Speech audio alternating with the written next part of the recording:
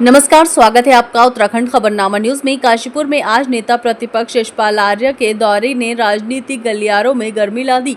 Media से बातचीत में उन्होंने बेबाक अंदाज में साफ किया कि इस बार पंचायत चुनाव कांग्रेस के लिए सिर्फ चुनाव नहीं बल्कि जन सरोकारों की असली जंग है। उन्होंने कहा कि पंचायत व्यवस्था लोकतंत्र की असली रीढ़ है और वर्तमान समय में उसे सशक्त बनाना सबसे बड़ी प्राथमिकता होनी चाहिए। कांग्रेस हमेशा से जमीनी स्तर पर लोगों की आवाज़ उठाती रही है और इस बार भी ग्रामीण इलाकों की अधूरी उम्मीदों और अनसुलझी समस्याओं को लेकर कांग्रेस मजबूती से चुनाव लड़ेगी। उन्होंने दो टूक कहा कि अब की बार कांग्रेस पूरी ताकत के साथ मैदान में है और हर कार्यकर्ता से लेकर आम समर्थक तक जीत का परचम फहराने के लिए एकजुट है।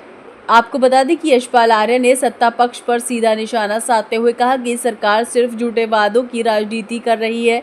गांव देहात की स्थिति बद से बदतर होती जा रही है। उन्होंने कहा कि कांग्रेस का उद्देश्य सिर्फ सत्ता हासिल करना नहीं बल्कि हर गांव, हर पंचायत में विकास की नई रोशनी फैलाना है। इस बार पंचायत चुनाव महज पद की लड़ाई नहीं बल्कि उन लोगों की लड़ाई है जिनकी आवाज़ पिछले वर्षों से दबा दी गई। उन्होंने जोर देकर कहा कि कांग्रेस दिखावटी राजनीति नहीं करती बल्कि हर सीट पर मजबूती के साथ चुनाव लड़ेगी और जनता का भरोसा फिर से जीतेगी। उन्होंने दावा किया कि ग्रामीण जनता आज भी कांग्रेस के साथ खड़ी है और इस बार पंचायत चुनाव में कांग्रेस की वापसी ऐतिहासिक होगी। जब उनसे पूछा गया कि क्या इस बार कांग्रेस पंचायत चुनाव में कोई नई रणनीति अपनाएगी तो उन्होंने आत्मविश्वास के साथ कहा, जी बिल्कुल, इस बार घोषणाओं से आगे बढ़कर जमीनी मुद्दों को केंद्र में रखा गया है। सड़क, पानी, बिजली, स्वास्थ्य, शिक्षा जैसे बुनियादी सवाल पर अब सिर्फ भाषणों का हिस्सा नहीं रहेंगे। कांग्रेस मानती है कि लोकतंत्र की असली ताकत पंचायतों में और जब तक पंचायतें मजबूत नहीं होंगी विकास अधूरा रहेगा। उन्होंने साफ किया कि ये चुनाव महज सत्ता परिवर्तन नहीं बल्कि व्यवस्था परिवर्तन की मजबूत शुरुआत है। इस दौरान जब राष्ट्रीय राजमार्ग 74 घोटाले को लेकर प्रवर्तन निदेशालय की सक्रियता पर सवाल आया तो यशपाल आर्य ने कहा कि जो दोषी हैं उनके खिलाफ सख्त कार्रवाई होनी चाहिए। हालांकि उन्होंने सवाल भी उठाया कि जांच एजेंसियां चुनाव आते ही क्यों जागती हैं। उन्होंने दोहराया कि जांच निष्पक्ष होनी चाहिए और कानून सबके लिए समान होना चाहिए। उनका स्पष्ट संदेश था कि कांग्रेस भ्रष्टाचार के खिलाफ भी उतनी ही मजबूती से खड़ी रहे जितना पंचायतों के अधिकार के लिए है। देखिए, चुनाव आयोग ने पंचायत चुनाव की अधिसूचना जारी कर दी है और कांग्रेस पूरी तरह चुनाव के लिए तैयार है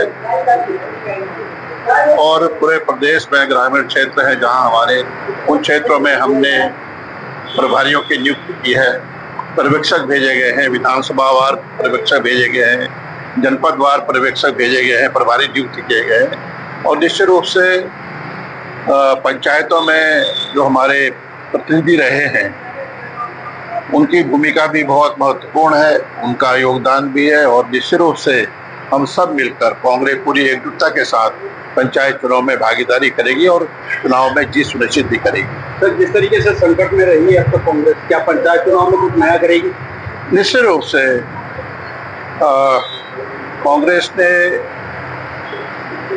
हमेशा जो सबसे छोटी इकाई है और सबसे बड़ी इकाई भी है पंचायत राज व्यवस्था, उसको मजबूत करने की आज नितांत आवश्यकता है। ग्रामीण क्षेत्रों में आज भी बुनियादी सवाल खड़े हैं और बहुत जारी समस्याएं हैं और निश्चित रूप से कांग्रेस ने हमेशा विकास की बात कही है और समग्र विकास की बात कही है। निश्चित रूप से पंचायती चुनाव में कांग्रेस की भागीदारी निश्चित रूप से सुनिश्चित भी होगी और हम चुनकर भी आएंगे, हमारे प्रतिनिधि चुनकर भी आएंगे। सर, अचानक NH-74 को लेकर फिर से ईडी जागृत हुई है, तो जिन फिर बाहर आया है, क्या कहेंगे?